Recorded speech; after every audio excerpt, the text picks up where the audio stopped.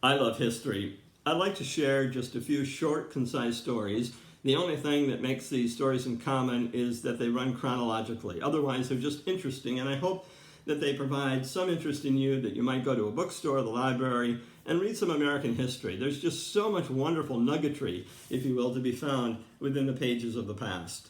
As we know, weather plays a really important part in many historical outcomes in the country and around the world throughout the pages of history. One such occasion was when the Constitutional Convention was being called in Philadelphia in 1787. It was a very rainy and stormy time in the New England states, and roads were washed out, bridges were washed out, and so it was difficult for the delegates to get to Philadelphia. That wasn't the case for the Virginia delegates, and that's very important, because Virginia and a few of the other delegates that were there to, in an early fashion before the others arrived, were able to get together, talk, and define their arguments, because they knew the Articles of Confederation were absolutely impotent, and they needed to be torn up and started over. One of the examples that they provide from that time was the $3 million request from the Constitutional Convention during the Revolutionary War.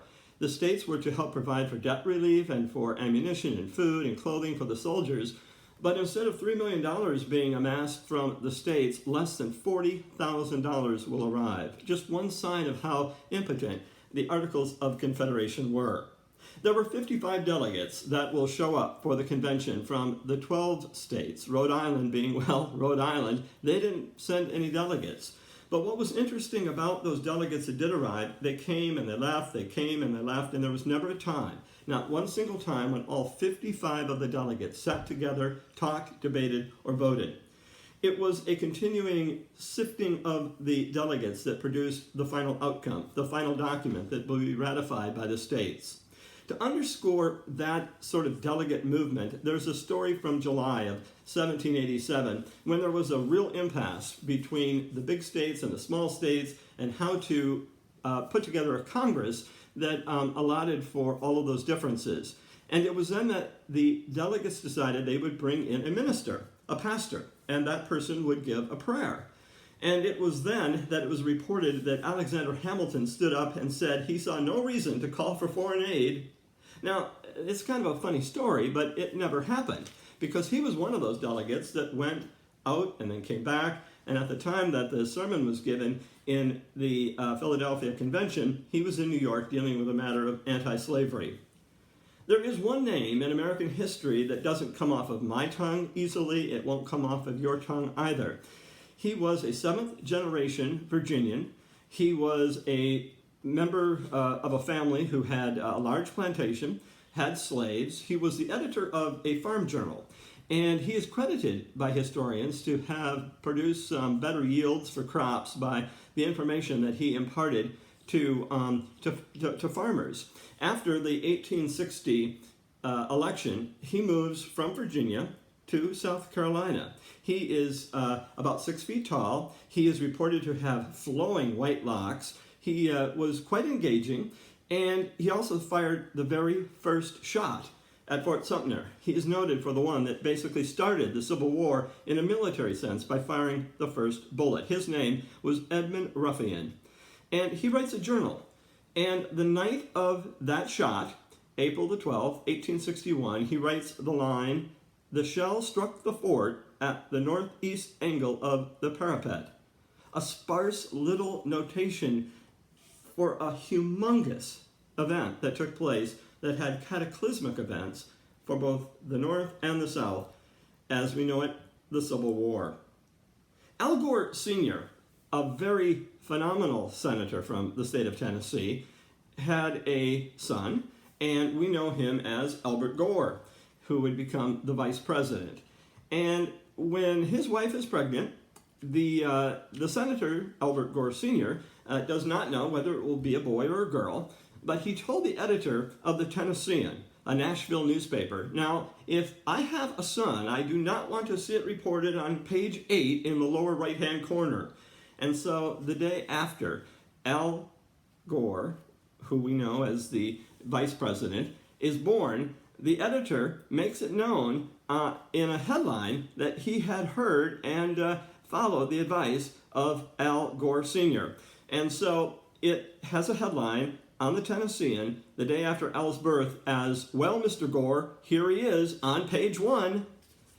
In 1966, Richard Nixon is traveling around the United States for the midterm elections, and he is hitting all the places where he thinks that he can help and also where he thinks he can get an IOU so that when he runs for president in 1968, he will have some help from around the country.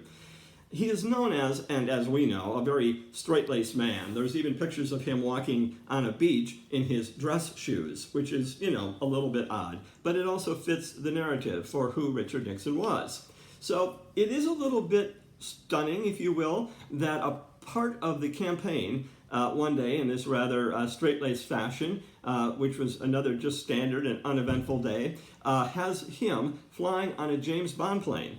The same luxury plane, a Lockheed Jetstar, that Pussy Galore piloted in Goldfinger, one of my favorite James Bond films. In 1967, Michigan Governor George Romney is seen by many pundits and politicians as being the next presidential nominee for the 1968 election. And he's traveling around the country in some swing states and trying to find out how his message is resonating and meeting with voters. And he has made one promise: I will not talk about the Vietnam War, except he does talk about it, and that is what creates some difficulties, because what he says on Thursday morning needs to be corrected on Thursday afternoon, and what he says on Saturday night has to be commented on and edited for the Sunday newspapers. And so Jack Germond, who is just this fantastic reporter, if you haven't had any reading about him or understanding of who he is, he's a phenomenal reporter. He'll be one of the famed boys on the bus, as it was when campaigns were filled with newspaper writers and they would travel around with the president in the campaign.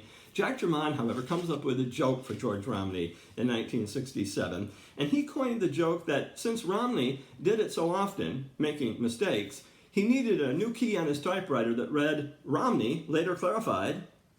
These are just a few examples of the nuggets that can be found in American history. And starting with some of those jokes and those interesting tidbits leads us deeper into the stories that really is well worth reading and knowing about. I have two options where some of these nuggets came from and recommendations that I would have for you about books to read. The first one is The Quartet by Joseph Ellis.